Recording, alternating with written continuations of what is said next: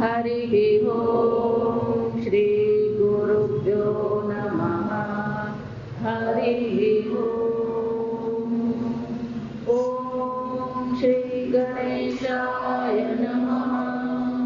ॐ श्री सरस्वत्यै नमः। ॐ नमो भगवते वासुदेवाय। ॐ नमो गुरुभ्यः।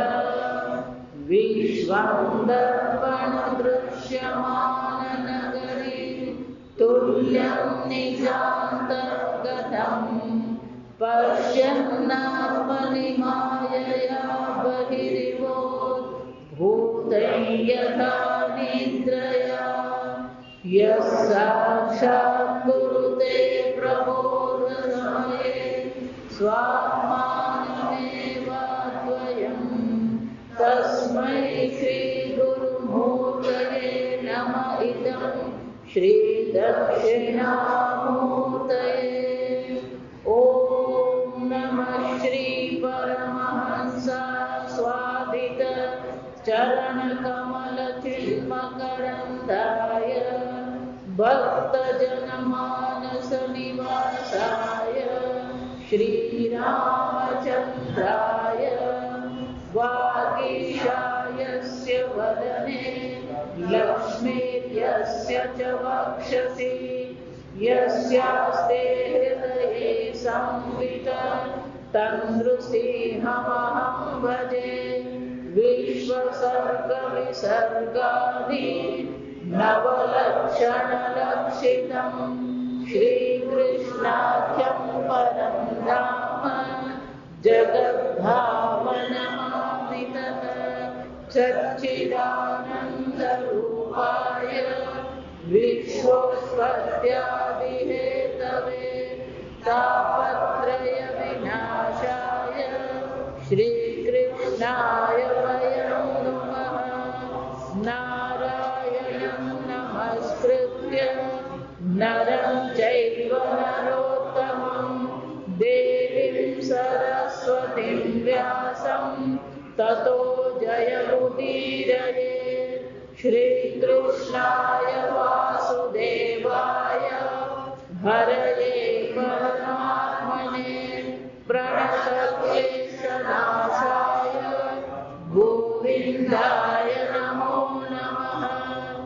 यं प्रव्रजन्तमनुपेतमपेतकृत्यं द्वैपायनो विरहकातर आजुहाव।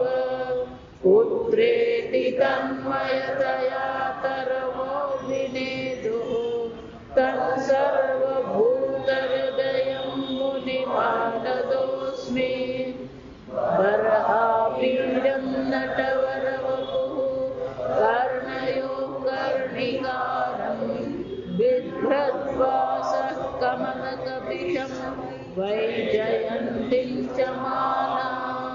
रन्ध्रां वेणोरधरसुधया पूरयन् गोपवृन्दैः वृन्दारण्यं स्वपदरमणं प्राविशद्गीतकीर्तिः। मनसो वृत्तयो न्यस्युः कृष्णपादाम्बुजाश्रयाः। वाचो विदायिनीर्नाम्ना कायस्तत्प्रहवणादिषु सर्वभिर्भ्राम्यमाणानां यत्र क्वापीश्वरेच्छया मङ्गलाचरितेर्गानैः रतिर्न कृष्ण ईश्वरे। भवे भवे यथा भक्तिः पादयोस्तव जायते तथा कुरुस्व देवेश नाथ स्वं यतः प्रभो। नाम संकीर्तनं यस्य सर्वपापप्रणाशनं प्रणामो दुःखशमनः तन्नमामि हरिं परम्।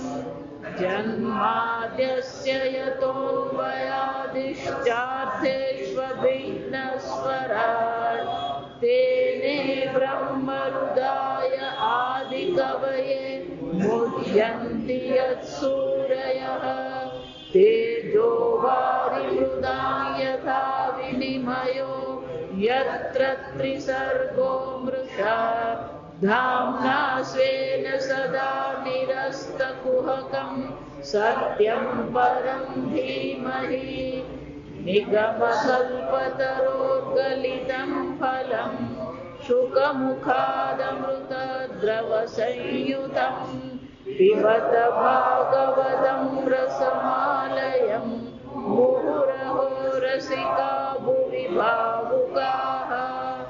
ॐ नमो भगवते तुभ्यं वासुदेवाय धीमहि प्रद्युम्नाय निरुद्धाय नमः संकर्षणाय च अच्युतानन्द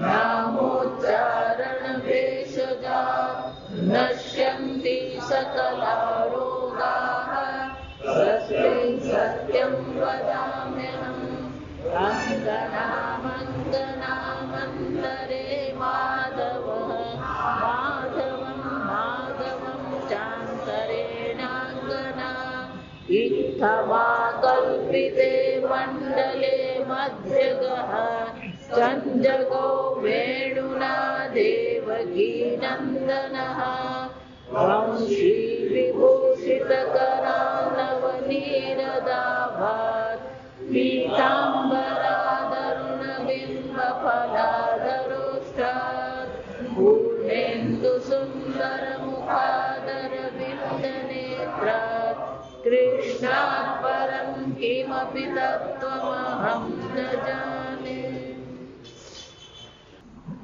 સુખદેવજી પરીક્ષિતના પ્રશ્નનો ઉત્તર આપી રહ્યા. જો આપણું જીવન કેવું હોવું જોઈએ અને મરણાસન્ન વ્યક્તિ જે છે એનું કર્તવ્ય શું છે. તો ગઈકાલે આપણે જોયું કે સુખદેવજી બહુ સ્પષ્ટ શબ્દોમાં કહે છે. અત્યારે કળિયુગમાં છે એમ નહીં, જો સમજો સુખદેવજી આ કહી રહ્યા છે એનો અર્થ શું થયો? એ વખતે પણ પરિસ્થિતિ તો આવી જ હતી. લોકો કેવા હતા? ગૃહિના ગૃહમેધિના આ ઘર સંસારમાં બધા ડૂબેલા છે. પુત્ર કલત્ર ગૃહ આ બધી ખટપટમાં જ લોકો પડેલા છે. મન ક્યારેય એમનું મુક્ત થતું જ નથી. જો સમજો ખરેખર આપણને જે જરૂર છે એ માનસિક રીતે આપણે મુક્ત થઈ શકીએ છીએ. જો ગીતામાં ભગવાન એ છે કે મન આપણું મુક્ત થતું જ નથી. ક્યાંક ને ક્યાંક આપણું મન શું હોય છે? એટલે મહારાજશ્રી એવું કહેતા, કहीं લટક જાતે હૈ, કहीं ભટક જાતે હૈ, કहीं અટક જાતે હૈ. ક્યાંક ક્યાંક આપણું મન શું થાય? ક્યાંક ભેરવાઈ ગયું હોય. આપણી ભાષામાં શું કહેવાય? ક્યાંક ભેરવાઈ જાય. પેલો પતંગ છે કે ભેરવાય પતંગ. એટલે શું કહે છે?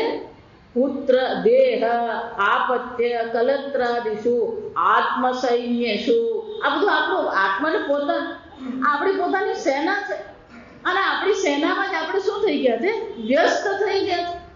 તેષામ પ્રમત્તઃ નિધનમ પશ્યન્નપી ન પશ્યતિ.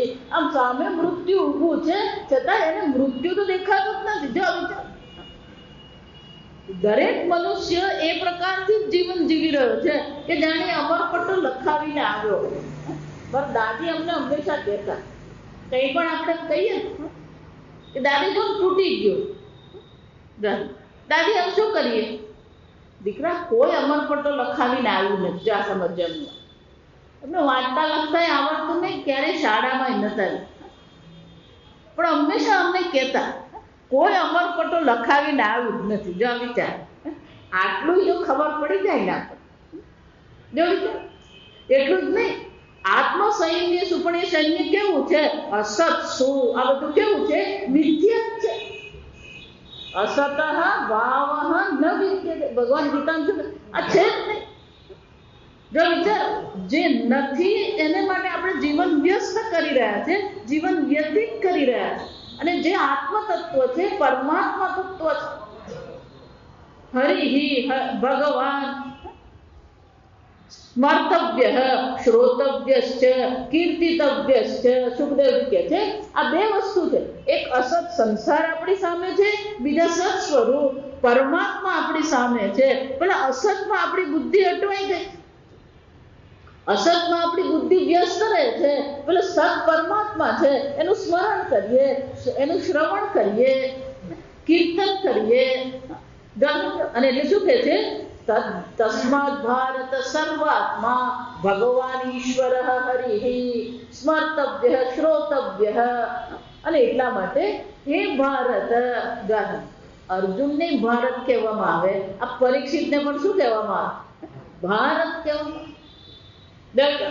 પરીક્ષિત અર્જુનનો પૌત્ર છે, આ સમજો.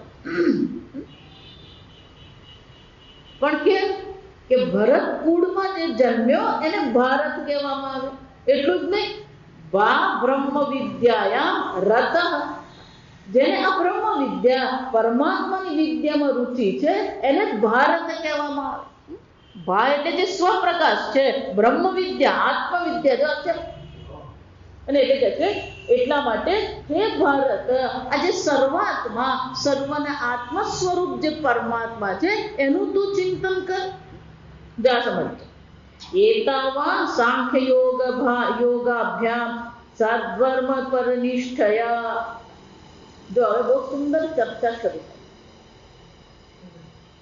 પહેલો સ્કંદ એટલે અધિકાર લીલા કહેવામાં. જા સમજ.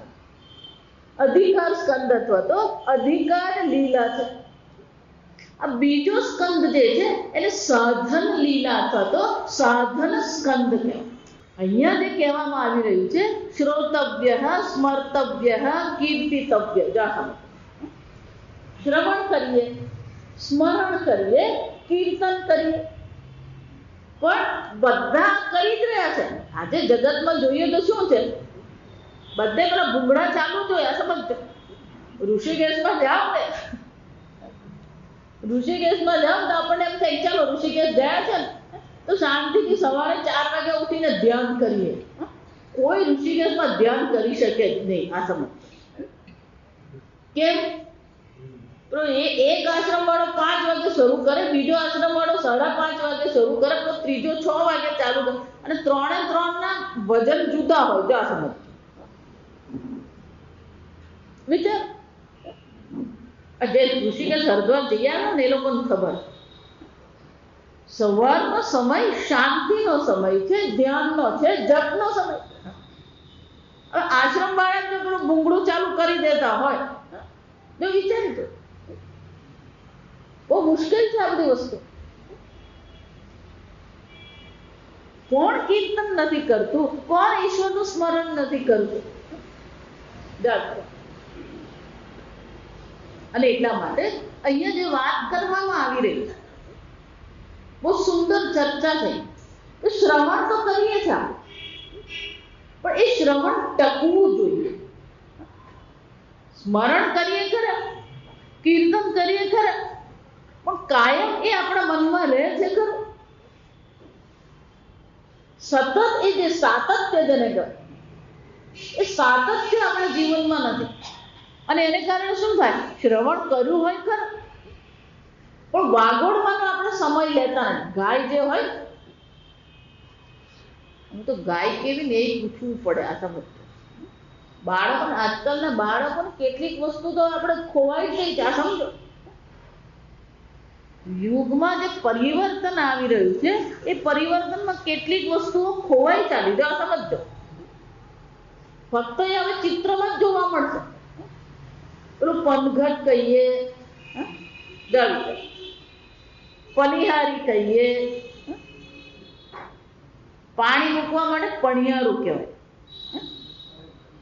ફિલ્ટર આવી ગયું એટલે માટલાની જરૂર નહીં. જો બચ્ચા, મારી મા મને પૂછે માટલું તો હવે છે ને, ફિલ્ટર આવી ગયું, દીવો ક્યાં મૂકવો? સવારે ઉઠીને ભગવાનને દીવો કરીએ, પહેલા દીવો ક્યાં કરવાનો? એક દીવો તુલસીએ કરીએ, એક દીવો પેલો માટલા પાસે કરવાનો. વરુણ દેવતા છે આપણા શરીરમાં, 70 થી 75% પાણી છે. આ વરુણ દેવતા છે. થોડું પણ પાણી ગુમાવીએ તો આપણે તત્કાળ શું થઈ જઈએ? અસ્વસ્થ બની જઈએ.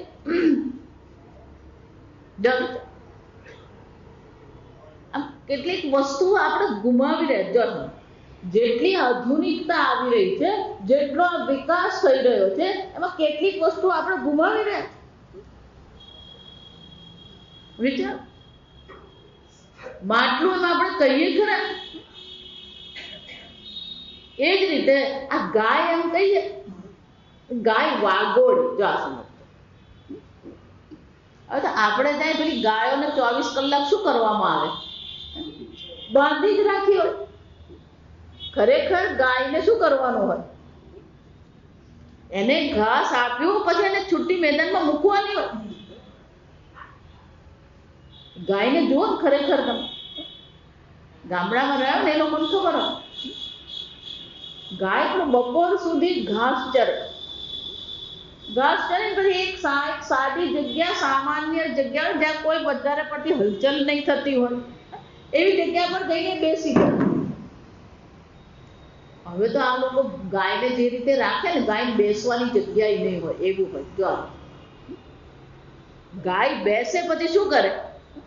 વાગોળે. ઘાસ. ભગવાને ગાયને 2 પેટ આપે. એટલે પેલું ઘાસ જે બધું એ ખાય એ પેલું એક પેટમાં નાખી દે. પછી એ બેસે, પેલા પેટમાંથી પાછું મોઢામાં લાવે, એને બરાબર ચાવીને એક રસ કરે. એ ચાવીને જે એક રસ કરે છે એને વાગોળવું કહેવાય. અને પછી એ પાછું પેલું મુખ્ય જે પેટ છે ને એમાં નાખી દે. વળી પાછું થોડુંક મોઢામાં લે, વળી પાછું વાગોળે. એમ આપણે શ્રવણ કરીએ ખરા, પણ શ્રવણ કર્યા પછી શાની જરૂર છે? આ વાગોળવાની જરૂર છે. વાગોળવું પડે. વારંવાર એને શું કરવું પડે? અભ્યાસેન તુ કૌંતેય વૈરાગ્યેન ચ ગૃહ્યતે. આ અભ્યાસ કરવો પડે, વારંવાર કરવું પડે. જો સમજો તો પેલા અભ્યાસની જરૂર છે. પણ અભ્યાસ કરવો હોય તો ધ્યાન કરવું પડે. એટલા માટે આજે સાધના સ્કંદ જે છે, બીજો સ્કંદ, એમાં 10 જ અધ્યાય છે. પણ એ 10 અધ્યાય જે છે એમાં પહેલા 2 અધ્યાયમાં આ ધ્યાનની ચર્ચા છે. પહેલા 2 અધ્યાયમાં ધ્યાન દર્શન. એક શ્રવણ કરીએ, ધ્યાન કરીએ, પણ જો શ્રદ્ધા જ નહીં હોય તો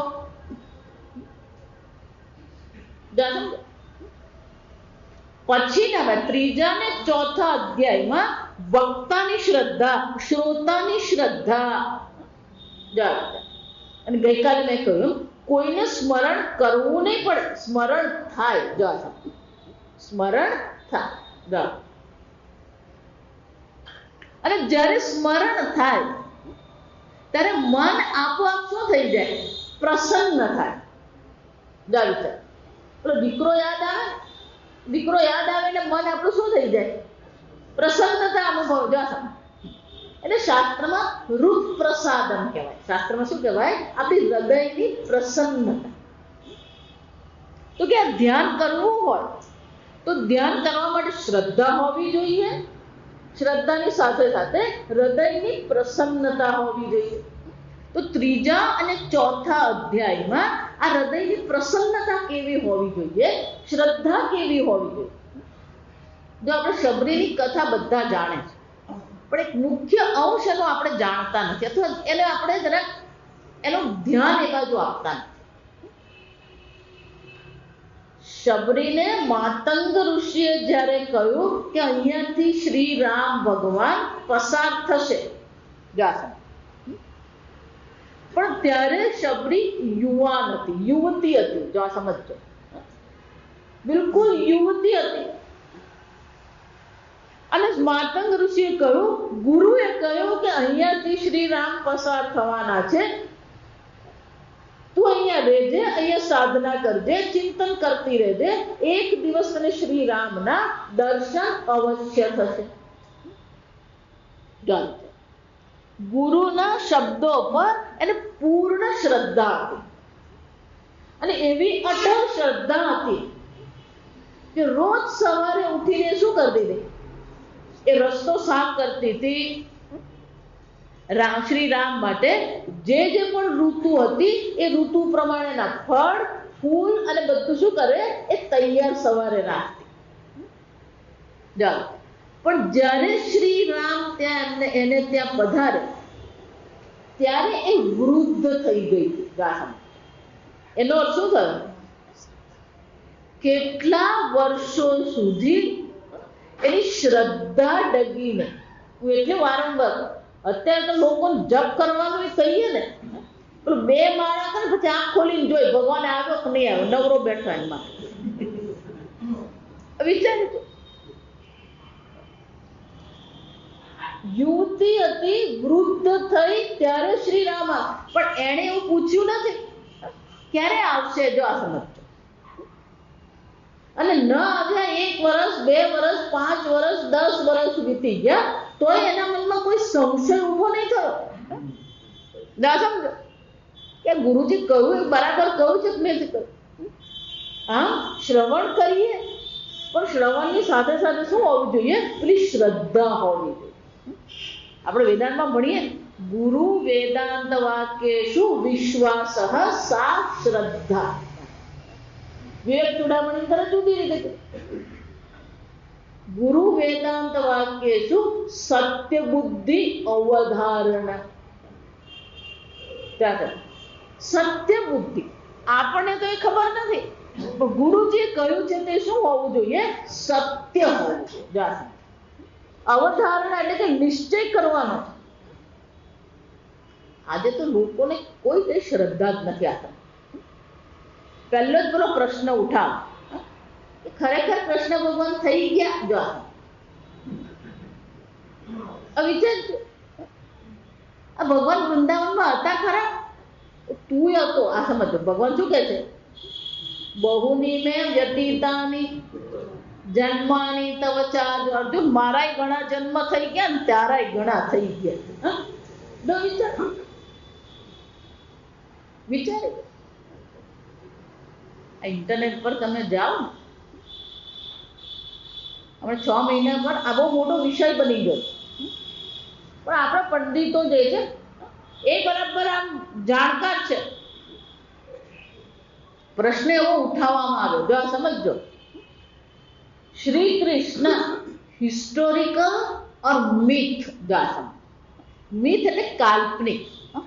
આ પરદેશમાં જે લોકો પેલી પરીઓની બધી વાતો કરે ને, એ બધી પરીઓની જે વાર્તાઓ બધી કાલ્પનિક વાર્તાઓ. જો સમજો, તો શ્રી કૃષ્ણ ભગવાન ઐતિહાસિક છે કે કાલ્પનિક છે? જો વિચાર. આપણા બધા પંડિતો બધા મોટા, કેટલું જ નહીં, પેલું ઇંગ્લેન્ડમાં એક યુવાન છે, એ સૌરાષ્ટ્રનો જ છે, મનીષ પંડિત એનું નામ છે. એણે પેલું આ લોકોની સાથે સંવાદ કર્યો અને એણે પુરવાર કરી આપ્યું કે શ્રી કૃષ્ણ ભગવાન ઐતિહાસિક છે. એનો અર્થ શું થયો? જો વિચાર, પેલા ઇતિહાસમાં, આપણા ભારત દેશમાં ઇતિહાસમાં પેલો અકબર ને ઔરંગઝેબ ભણાવવામાં આવે, પણ ઇતિહાસમાં શ્રી કૃષ્ણ ભણાવવાનું કહીએ તો એ તો સેક્યુલર થઈ જાય. સેક્યુલર. જો એ ભારતનો ઇતિહાસ છે તો આપણા બાળકોને શું કરાવવાનું હોય? ભણાવવું જ જોઈએ. જો સમજો, શ્રી કૃષ્ણ ઐતિહાસિક છે એનો અર્થ શું થાય? કોઈ શંકા નહીં થવી જોઈએ. જ્યારે ભગવાન જ કહે છે, યદા યદા હિ ધર્મસ્ય ગ્લાનિર્ભવતિ ભારત તદાત્માનં સૃજામિ અહમ. અર્જુન, હું ત્યારે મારું મનુષ્ય અવતાર ધારણ કરું છું. જો વિચાર, આમ સત્ય બુદ્ધિ. જો સમજો, આ શ્રદ્ધા જ આપણી જોઈએ. વૃંદાવન જઈએ તો વૃંદાવનમાં રમણ રહેતી છે, શ્રદ્ધા હોવી જોઈએ આપણે. આમ 3જો અને 4થો અધ્યાય આ શ્રદ્ધાની ચર્ચા. એટલું જ નહીં, શ્રદ્ધાની સાથે સાથે આપણો મનમાં પ્રસન્નતા હોવી. જો આ તો આ પ્રસન્નતાની ચર્ચા હું વારંવાર કરું. ગમે એટલું શાસ્ત્ર શ્રવણ કરીએ, ગમે એટલો ભોગ કરીએ, ગમે એટલી સંપત્તિ હોય, જો આપણું મન જો પ્રસન્ન નથી ને તો આ બધી વસ્તુ શું છે? વ્યર્થ છે. આ હું વારંવાર, તમે જો એમ માનતા હોય કે આમ પેલા મહાત્માએ આમ બોલ્યા ને આમ થઈ ગયું ને આમ, આપણને એ બધી સિદ્ધિ દેખાય છે, પણ સૌથી મોટી સિદ્ધિ કઈ છે? તમારું મન પ્રસન્ન છે. જાગૃત. હું વારંવાર ભગવાનની ભક્તિનું પહેલું ફળ એ છે કે તમારી હૃદયમાં પ્રસન્નતા. કે જો પરમાનંદ સ્વરૂપ, આનંદ સ્વરૂપ જો પરમાત્મા છે અને એ પરમાત્મા જો તમારા હૃદયમાં છે, સર્વાત્મા, જો સમજો, સર્વના હૃદયમાં જો આનંદ સ્વરૂપ પરમાત્મા હોય તો એ આનંદ સ્વરૂપ પરમાત્માની સર્વના હૃદયમાં શું થવી જોઈએ? અભિવ્યક્તિ થવી જોઈએ. પણ એ અભિવ્યક્તિ થતી નથી. જો સમજો, આમ શ્રવણ કરીએ છે પણ મનન ચિંતન થતું નથી, શ્રદ્ધા છે પણ હૃદયની પ્રસન્નતા નથી. અને એટલા માટે આ પહેલા 4 અધ્યાયમાં આપણને આ દર્શાવવામાં આવશે કે આપણે હૃદયને આપણે પ્રસન્ન કેમ રાખીએ. એ સાધના કેવી રીતે કરીએ, ધ્યાન કેવી રીતે કરીએ, એ ધ્યાનનું ફળ આપણને કેવી રીતે મળે, આ જ્ઞાન મેળવવાનું છે. તો જ્ઞાનનું સાધન શું છે? પછીના 3 અધ્યાયમાં ઉત્પત્તિની ચર્ચા. પછીના 3 અધ્યાયમાં શું કરવામાં આવ્યું કે આ સૃષ્ટિની ઉત્પત્તિ કે સંક્ષેપમાં છે, પણ સંક્ષેપમાં આ ઉત્પત્તિ દર્શાવે. અને ગઈકાલે મેં કહ્યું કે તર્કબદ્ધ છે. જો એટલે પછીના 3 અધ્યાયમાં ઉપપત્તિ કહેવાય. શાસ્ત્રમાં એને શું કહેવામાં આવે? ઉપપત્તિ. ઉપપત્તિ એટલે યુક્તિ, તર્ક. ઉપપત્તિ દ્વારા પણ આપણને સમજાવવામાં આવે છે કે આ પ્રકારથી આપણે ધ્યાન કરીશું તો પરમાત્માનો આપણા હૃદયમાં અવશ્ય આવિર્ભાવ થઈ શકે. આમ આ સાધના સ્કંદ છે. આ સ્કંદ કયો કહેવાય? સાધના સ્કંદ. અને એ ઈશ્વરનું ચિંતન કરવા માટે, શ્રવણ કરવા માટે કયા પ્રકારની સાધના કરવી જોઈએ એ દર્શાવે છે. અને એટલા માટે હવે એ સાધનાની ચર્ચા કરે. જો એટલે આ 6થા શ્લોકમાં શું કહેવાનું? એતાવાન સાંખ્ય યોગાભ્યામ સ્વધર્મ પરિનિષ્ઠયા. હે ભારત, હે પરીક્ષિત, આ બે જરૂર છે. કોની જરૂર છે? સાંખ્ય અને યોગની જરૂર છે. જા, સાંખ્ય એટલે જ્ઞાન, યોગ એટલે કે કર્મયોગ અથવા ભક્તિ યોગ. જો આ સમજો, કર્મયોગ કહીએ કે ભક્તિ યોગ કહીએ, કોઈ બેમાં કોઈ ફરક નથી. આ સમજો, કર્મયોગમાં પણ આપણે જોઈ ગયા કે કર્મ કરીએ ત્યારે શું કરવાનું છે? ઈશ્વરાર્પણ બુદ્ધિ કરવાની. અને જ્યારે કર્મફળ પ્રાપ્ત થાય છે ત્યારે પ્રસાદ બુદ્ધિ કરવાની. તો કર્મયોગમાં પણ ભક્તિ આવે કે નહીં આવે? ગઈકાલે આપણે જોયું, ઈશ્વરને કર્માધ્યક્ષ, કર્મફળ દાતા તરીકે સ્વીકારવું એને કર્મયોગ કહેવાય. અને ભક્તિ કોને કહેવાય? આ સર્વનો કરતા હરતા ઈશ્વર છે. કરતું હું, આ સર્વનો કરતા હરતા કોણ છે? એક ઈશ્વર છે. અને શરણે રહેવું એને ભક્તિ કહેવાય. એનો શું થાય? કર્મયોગ કહીએ કે ભક્તિ કહીએ, શાસ્ત્ર કોઈ ફરક કરતું નથી. આ સમજ મહાત્માઓ કરતા રહેતા.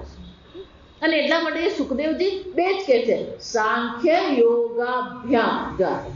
સાંખ્ય અને યોગ, જ્ઞાન અને ભક્તિ યોગ કહીએ, કર્મયોગ કહીએ. એટલું જ નહીં, આ ત્રીજું બહુ જરૂરી છે, સ્વધર્મ પરિનિષ્ઠયા.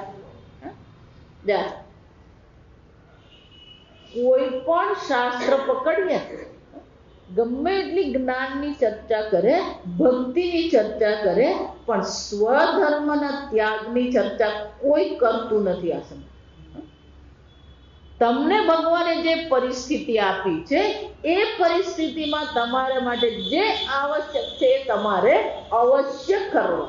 નિયતમ કુરુ કર્મ ત્વમ સ્વધર્મે નિધનમ શ્રેય.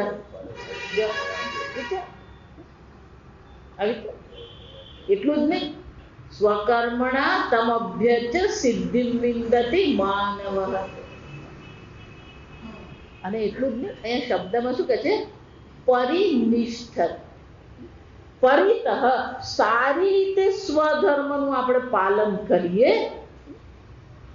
જન્મલાભ પરઃ પુંસામ અંતે નારાયણ સ્મૃતિ. બહુ સુંદર કે જ્યાં જ્ઞાન છે, ભક્તિ છે, ધર્મ છે, ધર્મ, ભક્તિ અને જ્ઞાન જ્યાં હોય, જન્મલાભ પરઃ પુંસામ, અને જે મનુષ્ય શરીર ધર્મ, જન્મલાભ એટલે કે જેને આ મનુષ્ય શરીરનો લાભ મળ્યો. આપણે તો મનુષ્ય શરીર મળ્યું ને એ પહેલા લાભ દેખાવો જોઈએ. આપણને લાભ દેખાય. માતાજી તમને ખબર નથી, તમે આશ્રમમાં રહો, જરાક બહાર આવો પછી ખબર પડે. માતાજીને એવું જ છે, તમે ભેગા રહો પછી તમને ખબર પડે. જન્મ લાભ, સુખદેવજી કહે છે આ જન્મ લાભ છે. મનુષ્ય જન્મ મળવો શું છે? દુર્લભ. મનુષ્ય જન્મ દુર્લભ છે. અને જો આ જન્મ લાભ મળ્યો છે, અને એ જન્મ લાભમાં 3 સાધના જો હશે તો શું થશે?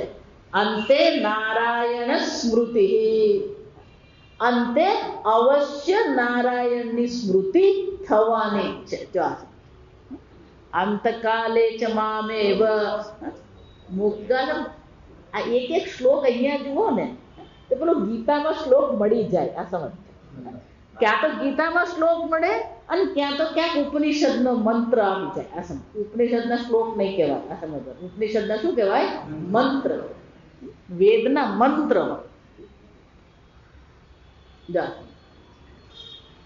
અંતકાલ, અહીંયા સુખદેવજી આપણને એક બાહ્ય ધરી આપે છે કે આ પ્રકારનું જો જીવન હશે તો એને અંતકાળે નારાયણની સ્મૃતિ અવશ્ય થશે.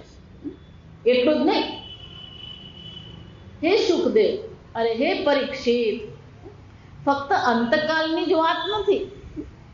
આ નારાયણની સ્મૃતિ જ એક પ્રસન્નતા.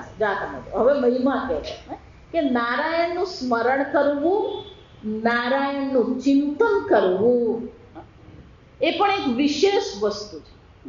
અને એ ફક્ત અજ્ઞાની છે, સંસારી છે કે ભક્તને આકર્ષિત કરે છે એમ નહીં. સુખદેવજી કહે છે પ્રાયેણ મુનય રાજન નિવૃત્તા વિધિચેદતઃ. પ્રાયેણ, પ્રાયેણ એટલે મુખ્યતઃ આજે મુનિઓ જે છે, હે રાજન, આજે મુનિઓ જે છે, જ્ઞાની પુરુષો છે, એ જ્ઞાની જન પણ મોટે ભાગે તો ક્યાં કરી? નિવૃત્તા. આ બધી વિધિ અને નિષેધથી શું છે? નિવૃત્ત થઈ ગયા. તસ્ય કાર્ય ન વિદ્યતે. એમને કોઈ કાર્ય વિધિ નિષેધ છે ને. એકવાર આત્મજ્ઞાન જેને થઈ ગયું, આત્માને અકર્તા અભોક્તા જેને ઓળખી લીધો છે, નિર્ગુણ નિરાકાર આત્માને ઓળખી લીધો છે, એવા જ્ઞાની જન માટે તો કોઈ વિધિ નિષેધ છે જ નહીં. જો વિચાર, એટલું જ નહીં, આ કર્મથી પણ એ બધા શું થઈ ગયા છે? નિવૃત્ત થઈ ગયા. છતાં પણ જો સમજો, નૈગુણ્ય સ્થા રમંતે સ્મ ગુણ કથેને હરે હે. નૈગુણ્ય સ્થા એ નિર્ગુણતામાં સ્થિત થઈ ગયા છે. છતાં પણ જો સમજ, એ લોકો પણ શું કરી રહ્યા છે? હરે હે ગુણ અનુકથને રમંતે. ભલે એમનું મન નિર્ગુણ પર સ્વરૂપમાં છે, નિવૃત્ત થઈ ગયા છે, પણ એમનું મન પણ આ ભગવાનના ગુણ, આ ભગવાનનું રૂપ, આ ભગવાનની લીલામાં અનુકથનમ. કથનમ કહેવાને બદલે શું કીધું? અનુકથન. આ શબ્દ બહુ મજા. રામ ગચ્છતિ, લક્ષ્મણ અનુગચ્છતિ. અનુ એટલે પછી, અનુસ્મરણ શું થાય? શંકરાચાર્યજી ત્યાં કહે છે કે પહેલા સ્મરણ કર્યું પછી શું કરવાનું? અનુ એટલે કે વારંવાર, ફરી ફરી. અનુકથન એનો અર્થ શું થાય? ફક્ત સ્મરણ જ કરે છે એમને એ ભગવાનની લીલાનું ચિંતનમાં જ આનંદ આવે છે ફરી ફરી એનું કથન કરવામાં પણ એમને આનંદ આવે. ભગવાનનું રૂપનું ચિંતન કરવામાં જે આનંદ આવે એટલો જ આનંદ એ ભગવાનના રૂપનું વર્ણન કરવામાં, કથન કરવામાં, ભગવાનની કથા કરવામાં પણ એમને આનંદ આવે. તત્ચિંતનમ તત્કથનમ જાસમ. બે જ વસ્તુ છે. એકલા હોઈએ તો ચિંતન કરવાનું, બે હોઈએ તો શું કરવાનું? કથન કરવાનું. એ ચિંતા જ નથી આપણને. યોગ સંગરતો વા સંગવિહીન.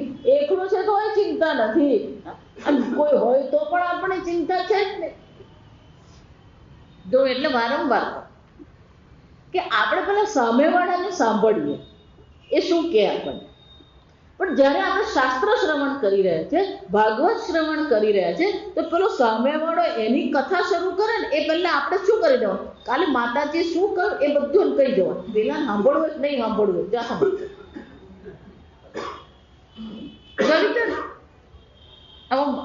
તમને હકીકત કહું, પેલો શરૂ થાય ને એ પહેલા આપણે શું કરી દેવાનું?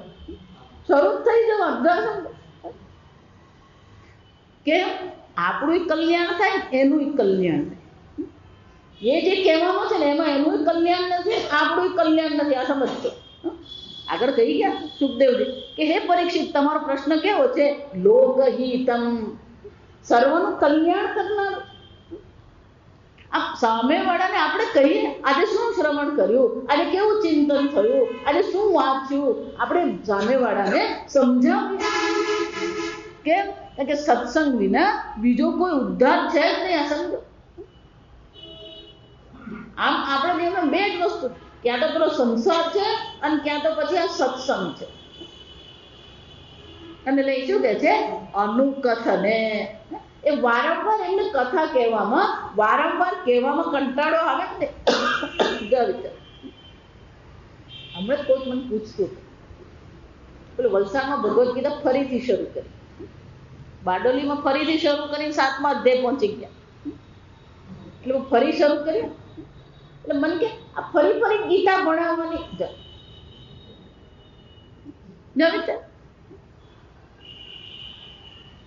ફરી ફરી કરવામાં પણ શું છે?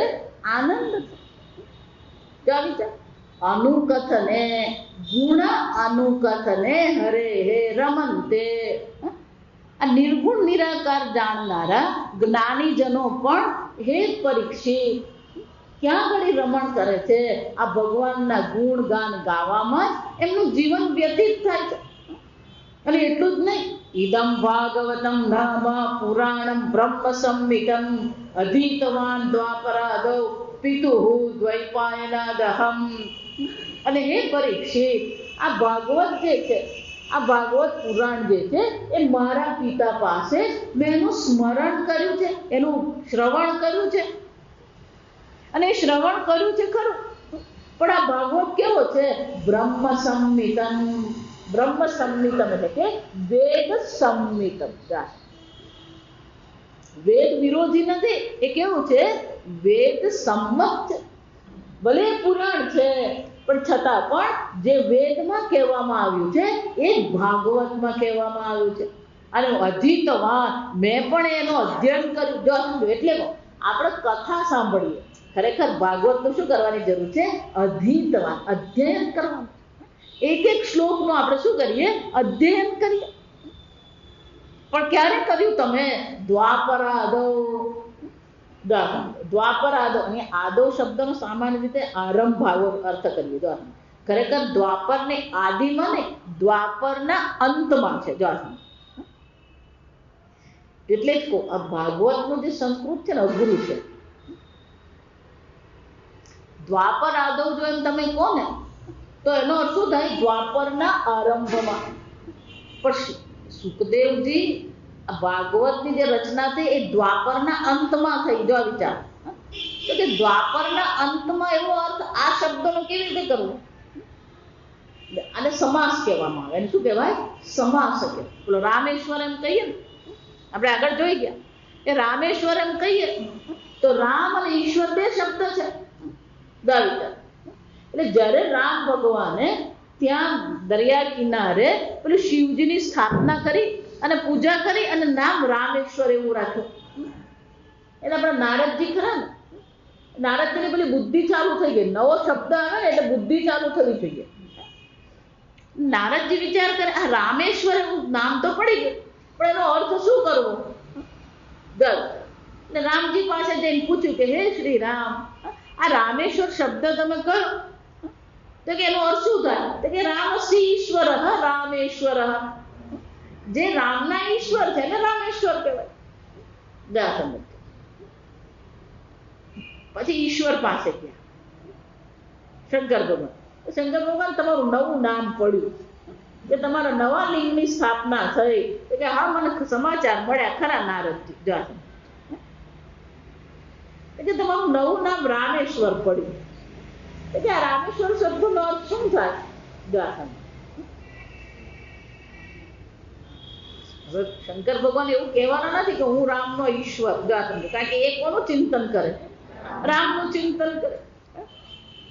એટલે નારદજી બરાબર પકડ્યા ભગવાન કે રામ ઈશ્વર યસ્ય સહ રામેશ્વર, રામ જેના ઈશ્વર છે એ રામેશ્વર. ઊંધો થઈ ગયો. રામના ઈશ્વર નહીં, પણ શું છે? રામ જેના ઈશ્વર છે. એક કે આ મારો ઈશ્વર છે, એક કે આ મારો ઈશ્વર. એટલે નારદજી એવો વિચાર કરે કે કોણ કોનો ઈશ્વર? જો આ વિચાર નારદ ત્રીજું કોઈ બ્રહ્માજી રહ્યો, બાકી કોઈ બાકી રહ્યું નથી. આ સમય એટલે નારદજી પહોંચ્યા બ્રહ્માજી પાસે અને બ્રહ્માજીને જઈને કે આ બે જણાએ મને ગૂંચવી નાખ્યા. એક કહે છે કે રામનો ઈશ્વર અને બીજા કહે છે રામ જેના ઈશ્વર. તો તમે આ રામેશ્વર શબ્દનો અર્થ શું કરવો? એટલે બ્રહ્માજી કે નારદજી આટલું બધું મગજ કસવાની કોઈ જરૂર નથી. રામશ્ચ અસૌ ઈશ્વરશ્ચ, એ રામ પણ છે અને ઈશ્વર પણ છે. આમ બે છે જ નહીં, બંને શું છે? એક જ છે. આપણે બે બે કરીએ છે, હરિ અને હર બે આપણે કરીએ, ખરેખર બે છે જ નહીં. બંને શું છે? રામશ્ચ અસૌ ઈશ્વરશ્ચ, એ રામ પણ છે અને એ ઈશ્વર પણ છે. આપણી દ્રષ્ટિએ બે જોઈએ છે, હકીકતમાં બંને બે છે જ. એ જનાર્દનભાઈ છે, આ તમે બધા ઓળખો. આગળ આવી ને ત્યારે એમને મળવા ગઈ હતી, ત્યારે એમણે એક પ્રસંગ કહ્યો હતો કે ડોંગરે મહારાજ પાસે જયારે ભાગવત નો અધ્યયન કરતા હતા તો ડોંગરે મહારાજનો એક નિયમ હતો કે સવારે એમની લાલાની પૂજા થઈ જાય, એ કથામાં જતા પહેલા એ પેલા હવેલીએ દર્શન કરવા જાય. કોઈ પણ શહેર હોય ત્યાં તો જ મંદિર હોય જો આ સમજ, એટલે પેલા ભગવાનના દર્શન કરવા. એટલે જનાર્દનભાઈ એમની સાથે રહેતા એટલે એ પણ શું છે, પેલો મહાદેવ સાથે પોઠિયો ફરતો જ હોય. આ સમજ એટલે એ સાથે જાય. હવેલીમાં દર્શન કર્યા પછી શિવાલયમાં દર્શન કરવા ડોંગરે મહારાજનો નિયમ હતો. એટલે રોજ જાય. પણ એમણે જોયું કે જ્યારે પેલો હવેલીમાં જાય ને તો એ પેલો શંકર ભગવાન સ્તોત્રનો પાઠ કરે. ભગવાન પાસે જઈએ ને તો કંઈક બોલવાનું, બીજે બધે તો બોલ બોલ કરતા જોઈએ આપણે. જાવી તો કોઈ પાઠ, કોઈ એક શ્લોક શું કરવાનો? બોલવું જોઈએ ભગવાન. કઈ નહીં, આપણે થોડુંક તો કંઈક બોલી લેવા. એટલે પેલો સ્તોત્ર કરે, પણ કયું સ્તોત્ર કરે? શિવજીનું સ્તોત્ર. પછી શિવાલય પર પેલો જયારે અભિષેક કરે, ભગવાનને જળનો અભિષેક કરે, ત્યારે પેલો કૃષ્ણ સ્તોત્ર બોલે. એટલે થોડા દિવસમાં કશું પૂછ્યું નહીં, બોલ જોયા કર્યું, પછી રહેવાયું નહીં. એટલે એક દિવસ પૂછી લીધું કે તમે આવું કેમ કરો છો? તો કે ભાગવતમાં લખ્યું છે અને શાસ્ત્રમાં પણ લખ્યું છે.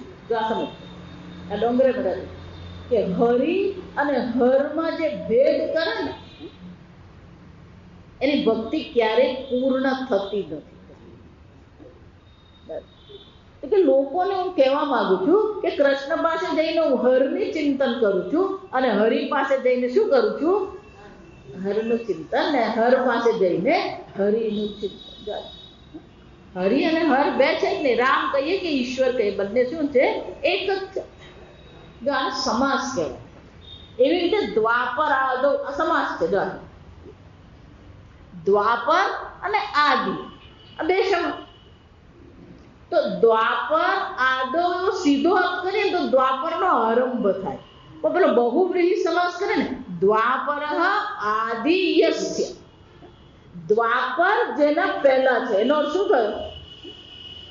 કળિયુગનો પ્રારંભ કહેવાય. દ્વાપર જેના પહેલા છે, આરંભ, જેના આરંભમાં દ્વાપર છે એનો શું થયો? એ કળિયુગનો પ્રારંભ, દ્વાપરનો અંત છે. દ્વાપર અને કળિયુગનો સંધિકાળ એને કહેવામાં. આપણે ફક્ત 4 યુગ જ ગણીએ છીએ, ખરેખર દરેક 2 યુગની વચ્ચે શું છે? સંધિકાળ પણ છે. અને એટલા માટે અહીંયા જયારે એવું કહે છે સુખદેવજી દ્વાપર આદો, એનો શું થયો? આ દ્વાપરના અંત સમયે મેં પણ મારા પિતાજી પાસે આ ભાગવતનું અધ્યયન કર્યું હતું.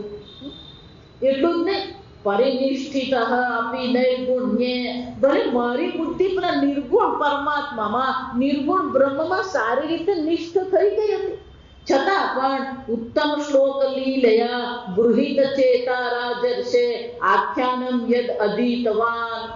પણ આ શ્રી કૃષ્ણ ભગવાનની જે મધુર લીલાઓ જે છે, એ મધુર લીલાઓનું શ્રવણ કરવાથી મારું મન શું થયું? ગૃહિત ચેતા, મારું મન એમાં શું થઈ ગયું હતું? આકર્ષિત થઈ ગયું હતું. આમ આ શ્રી કૃષ્ણ ભગવાનની લીલા જ એટલી બધી મધુર છે કે ભલે હું નિર્ગુણમાં નિષ્ઠ થઈ ગયો તો, છતાં પણ મારું મન એમાં આકર્ષિત થઈ ગયું અને હું એને છોડી શક્યો નહીં. મારા પિતાજી પાસે ગયો. જો આપણે મંગળાચરણમાં બોલીએ ને, બરહા પીડમ નટવર વપુહુ, કર્ણયો કર્ણિકાર. એકવાર સુખદેવજી જંગલમાં આમ જઈ રહ્યા હતા, પસાર થઈ રહ્યા હતા, તો વ્યાસજીના એક શિષ્ય આ ભાગવતનું શ્રવણ કરતો હતો અને જંગલમાં ફૂલ ફળ વણવા ગયો, ત્યારે એ આ શ્લોકનું શું કરતો હતો? એ ચિંતન કરતો. એટલે જે સાંભળે પછી શું કરતા રહેવા? બોલતા રહેવાનું. એટલે મોટેથી આ બોલતો હતો અને આ શ્લોક જ્યાં સુખદેવજીએ સાંભળ્યો ને, સુખદેવજી ઊભા રહી ગયા. ઓહો, આટલું બધું મધુર એમનું વ્યક્તિત્વ છે, આ મધુર એમની લીલા છે. સ્વપદ રમણમ પ્રાવિશદ ગીત કીર્તિ. એટલે તરત પેલાની પાસે જઈને કે, હે બ્રહ્મચારી, કે આ કૃષ્ણ ભગવાનની લીલા કોણ કરી રહ્યું? કોણ એનું તને આટલું ક્યાંથી શીખ્યું આ શ્લોક? જો ત્યારે કહ્યું કે તમારા પિતાજી પાસે હું આ શ્રી કૃષ્ણ લીલાના શ્લોક શીખી રહ્યો છું, આ ભાગવતનું શ્રવણ હું કરું છું. સુખદેવજી ત્યાં ગયા, પિતાજીને વિનંતી કરી, મારે પણ આ શ્રી કૃષ્ણ લીલાનું શ્રવણ કરવું છે. આમ સુખદેવજી કહે છે, મારું મન પણ એમાં આકર્ષિત થઈ ગયું, મેં પણ શ્રી કૃષ્ણ લીલાનું અધ્યયન કર્યું. તદહમ તે અભિધ્યાસ્યામિ, અને હે પરીક્ષિત, મેં જે અધ્યયન કર્યું છે એનું જ અધ્યયન હું તને કરાવીશ. મહાપૌરુષિકો ભવાન. એટલું જ નહીં, હે પરીક્ષિત, તું કોણ છે? તું પણ ભગવાનનો પરમ ભક્ત છે. યસ્ય શ્રદ્ધાતામ આસુ સ્યાદ મુકુંદે મતિહિ સતી. હે પરીક્ષિત, જે મારું મન એ શ્રી કૃષ્ણમાં આકર્ષિત થઈ ગયું, મારું મન જેમ શ્રી કૃષ્ણમાં નિષ્ઠ થઈ ગયું, એમ હું તને આ ભાગવતનું અધ્યયન કરાવીશ. તારું મન પણ શું થશે? આસુ તત્કાળ એ મુકુંદમાં, એ પરમાત્મામાં નિષ્ઠ થઈ જશે. તારું મન પણ એ નિર્મળ બની જશે, પ્રસન્ન થઈ જશે. તું પણ કૃષ્ણ ભગવાનમાં નિષ્ઠ થઈ જઈશ.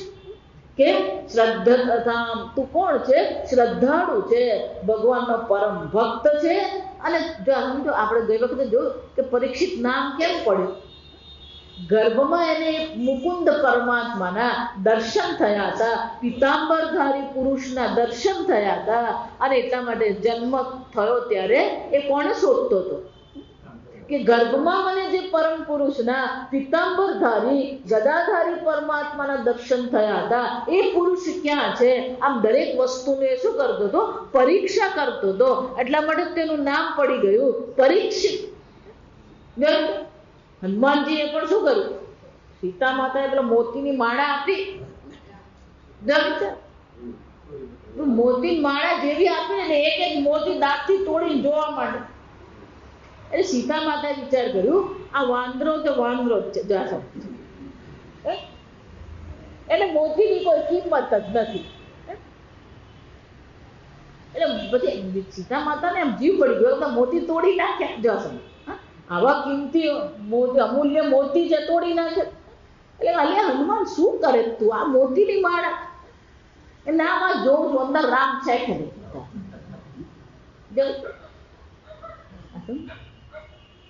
આપણું મન પણ પેલું અંદર રામ છે કે નહીં એ જ જોવાનું છે.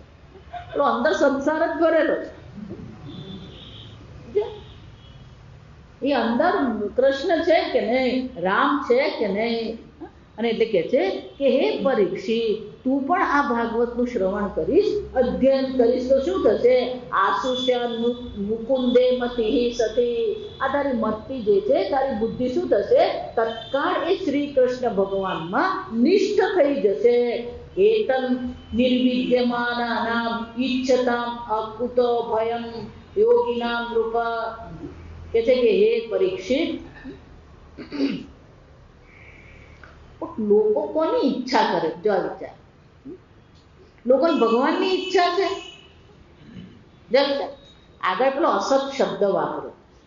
અસત એટલે જે અનિત્ય છે, પણ પરમાત્મા કોણ છે? નિત્ય છે. ત્યાં બીજી વસ્તુ થોડીક સમજો. આપણે શબ્દ સાંભળીએ પણ અર્થનું સ્ફુરણ થતું નહીં. તકલીફ આપણી આ છે. જો નિત્ય પરમાત્મા છે એમ શબ્દ હું વાપરું તો એનો અર્થ શું થાય? વિચાર. જો પરમાત્મા નિત્ય છે એનો અર્થ શું થયો?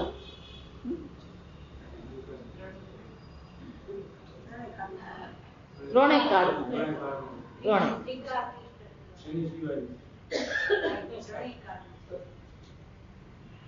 બોલું. જો નિત્ય પરમાત્મા છે તો અત્યારે છે કે નથી? ત્રણ કાળ તો ઉપર વાળો જાણે, પણ નિત્ય નો અર્થ શું થાય? અત્યારે. આ સમજો.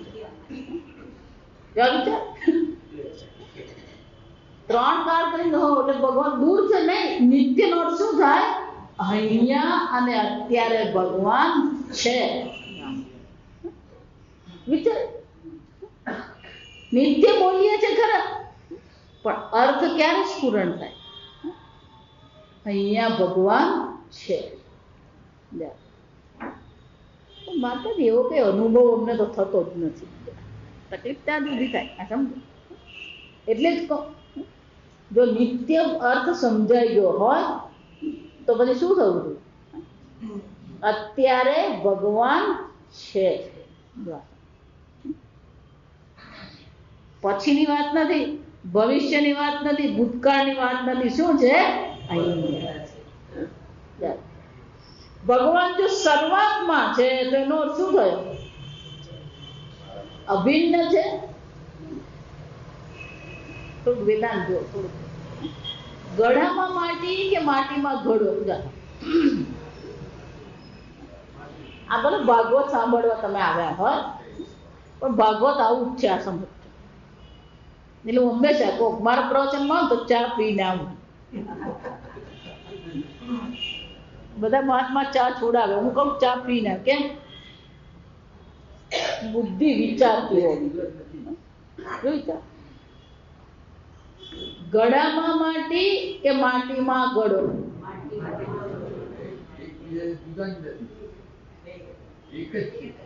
હા હા. આ માં કહીએ તો શું આવે? બે થાય. બે છે ગળો માટી.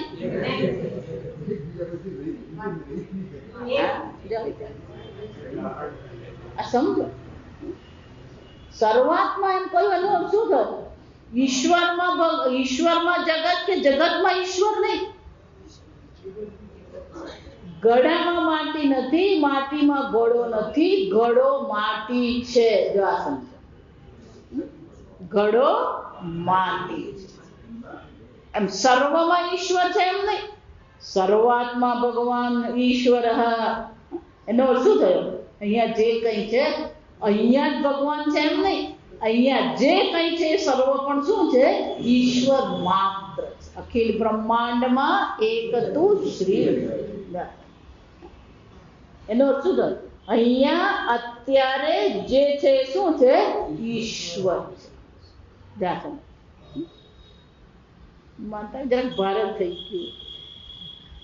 લગ્નમાં જાય ને પછી પેલો શ્રીખંડ ખાય ને પછી આમ પેટમાં શું થાય?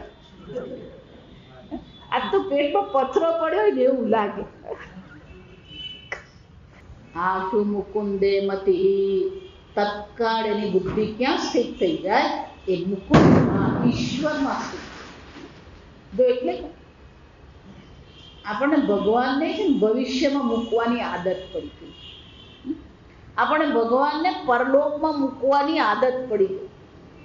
પરદેશના ધર્મોને આપણા ધર્મો પણ તો ભગવાનને ક્યાં મૂકીને બેઠા છે? કોઈ કે શિવલોકમાં છે ને, કોઈ કે અક્ષરધામમાં છે ને, કોઈ કે ગોલોકમાં છે. એટલે ભગવાનને આપણે શું કરે? ઉપર બેસાડે. કેમ ઉપર? અહીંયા આપણે જે કરવું એ કરાય ને. જે ખાવું હોય એ ખવાય, જ્યારે ઉઠવું હોય ત્યારે ઉઠાય, જ્યારે ઊંઘવું હોય ત્યારે ઊંઘે, જે બોલવું હોય એ બોલાય. દરેક માણસની બુદ્ધિમાં 2 ડિક્શનરી હોય. આ સમજવું. પેલી એક ડિક્શનરી આમ સામાન્ય રીતે ચાલતી હોય, શબ્દકોશ 2 હોય. બીજો શબ્દકોશ હોય ને મિત્ર મંડળમાં ક્રોધ વખતે, એ શબ્દકોશ ત્યારે જ બહાર નીકળે. બાકી એ બહાર નીકળે ને એ શબ્દકોશ અંદર જ હોય. એ પેલો ક્રોધ આવે ને ત્યાર પછી એ શબ્દકોશ શરૂ થાય. જાસન પછી એનો ક્રોધ શાંત થાય પછી એને એમ કહીએ તો ના ના એવું તો હું બોલું જ નહીં. જાસન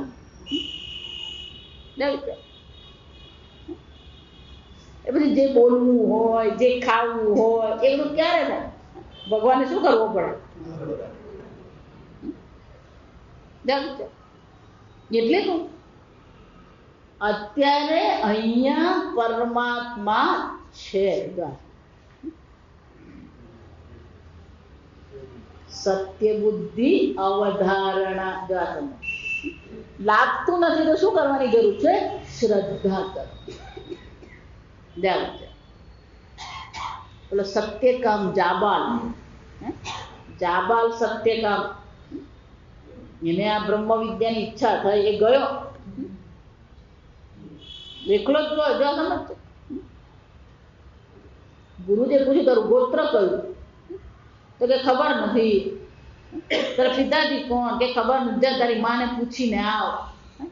મા પાસે ગયો કે બેટા ગુરુજીને કહેજે કે અનેક પુરુષોની મેં સેવા કરી છે, ખબર નથી, પણ એટલું કહે છે મારી માનું નામ જાબાલ છે, હું જાબાલનો પુત્ર છે. આટલું કહે છે. પેલો ગયો તો પૂછી આવ્યો કે હા, કે તારી માએ શું કહ્યું? કે મારી માએ કહ્યું મારું નામ સત્યકામ છે અને મારી માં જાબાલ છે. એટલે ત્યારે માનું નામ ચાલતું હતું. આ સમય સુરતમાં એક સ્કૂલ છે, બહુ વર્ષો પહેલા મારો જન્મ થયો ને એ પહેલાની સ્કૂલ છે. વનિતા વિશ્રામ કરી બહેનો માટેની વર્ષો પહેલા. મારી માએ એક વર્ષ ત્યાં ભણેલી. મારી મા પણ 82 વર્ષની થઈ. જો આ સમય એટલે સ્કૂલ કેટલી જૂની તમને ખ્યાલ આવે. એ વખતે બહેનોને ભણવા માટે શરૂ થઈ વનિતા વિશ્રામ. ત્યાંના જે આચાર્ય બેન જે છે એમણે નિયમ બનાવી દીધો કે કોઈ પણ બાળકનું નામ હોય, એ બાળકનું નામ, પિતાનું નામ, માતાનું નામ અને પછી એની અટક. એકલું જ પિતાનું નામ શું કામ? માતાનું નામ પણ હોવું જ જોઈએ. વિચાર. તો એણે પણ જઈને શું કહ્યું? હું જાબાલનો પુત્ર છું. એની જે સત્યતા, એની જે શ્રદ્ધા, એની જે નિષ્ઠા, એ જોઈને ગુરુજી પ્રસન્ન થઈ ગયા કે જરૂર તને બ્રહ્મ જ્ઞાન આપીશ. જો વિચાર, પેલી શ્રદ્ધા એની છે. જો જાબાલનો પુત્ર છે, આપણને પણ શ્રદ્ધા હોવી છે. શું હોવી જોઈએ? ઈશ્વર મારાથી અભિન્ન છે. અહીંયા ને અત્યારે ઈશ્વર છે. જો ઈશ્વર છે તો પછી ભય રહે ખરો? આ પછીના શ્લોકમાં ચર્ચા છે, આ સમજજો.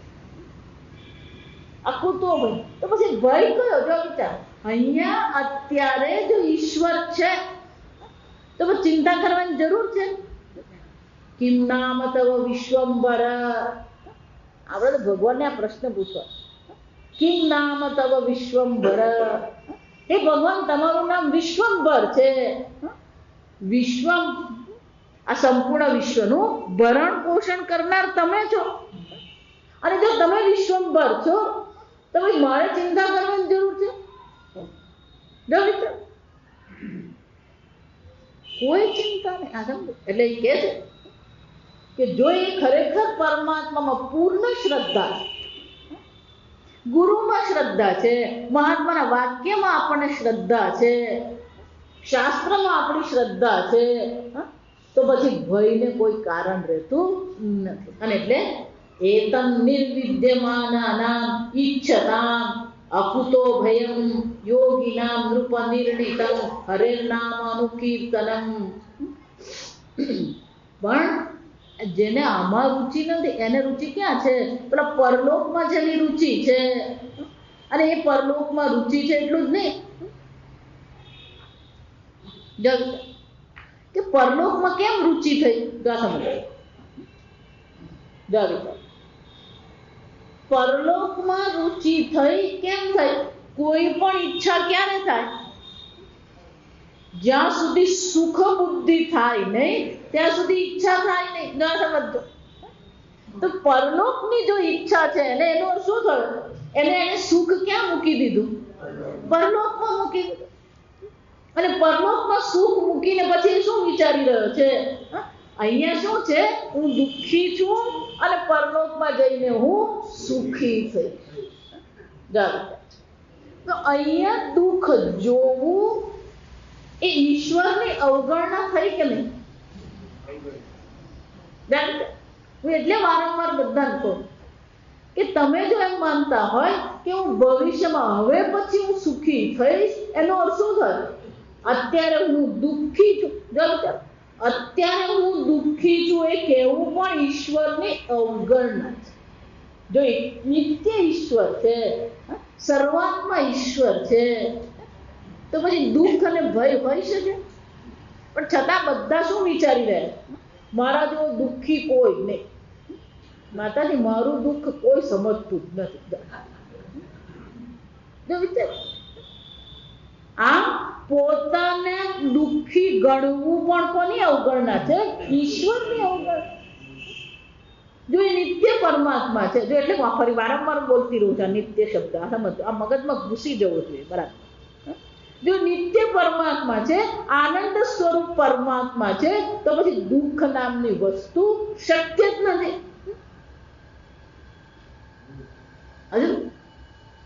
પણ આ જેને આ પરમાત્મામાં રુચિ થઈ ગઈ છે એ બધા કેવા છે?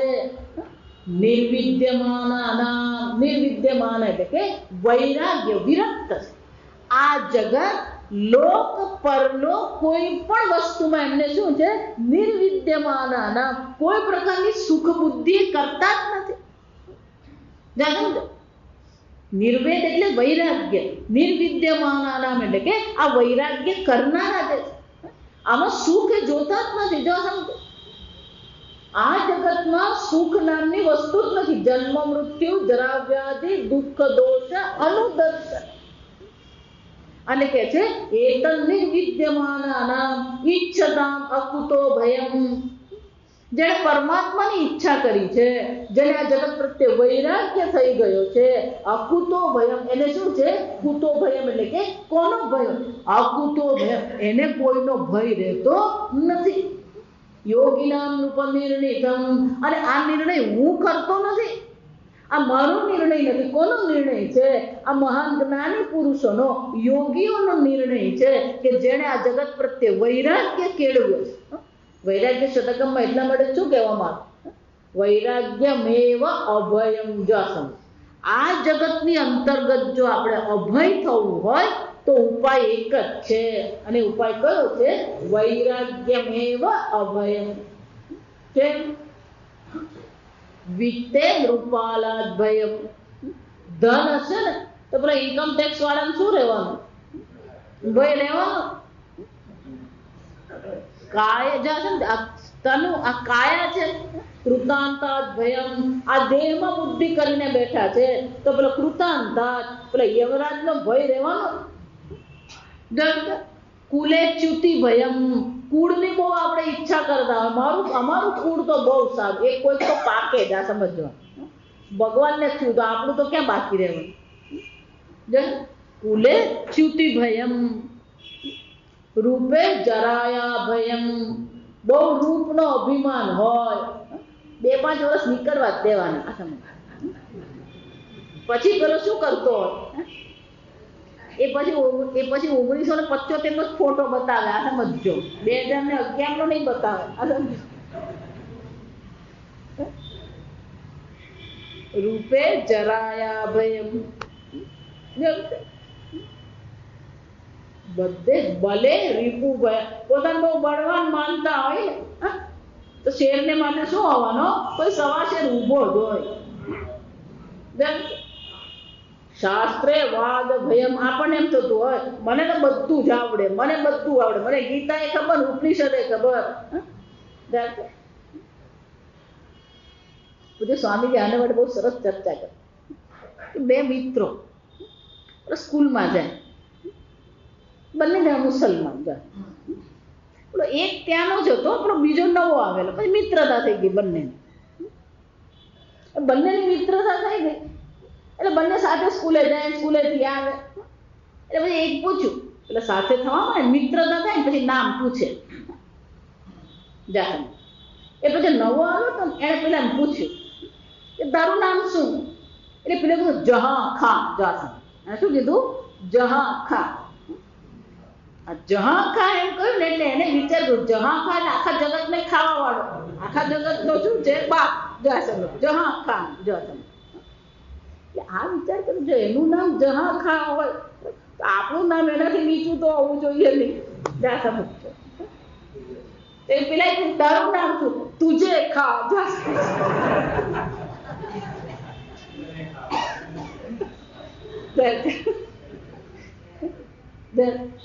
એમ શું કે શાસ્ત્ર હોય કે બળ હોય, આપણો પણ કોઈ બાપ તો શું છે? હોવાનો. જા સમજો. એમ ભરતુર શું કે છે?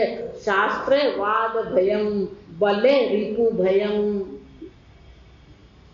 ભુવી, હે આ ભુવી એટલે કે આ પૃથ્વી પર, પૃથ્વીમાં સર્વમ ભયાન્વિતમ. આ જગતમાં બધી વસ્તુ કેવી છે? ભયગ્રસ્ત છે. વૈરાગ્યમેવ અભયમ. અહીંયા એક કૂતો એક વાર નિર્વિદ્યમાન છોડી દેવાનું. જો સમજ, આ જન્મમાં આપણે એમ કહીએ કે આ પતિ છે ને, આ પત્ની છે ને, આ પુત્ર છે ને, આ પિતાજી છે ને, માતા, આ બધી વસ્તુ કઈ છે? આ શરીરની દ્રષ્ટિએ છે. જો સમજ, શરીર છે ત્યાં સુધી જ છે માતા પિતા.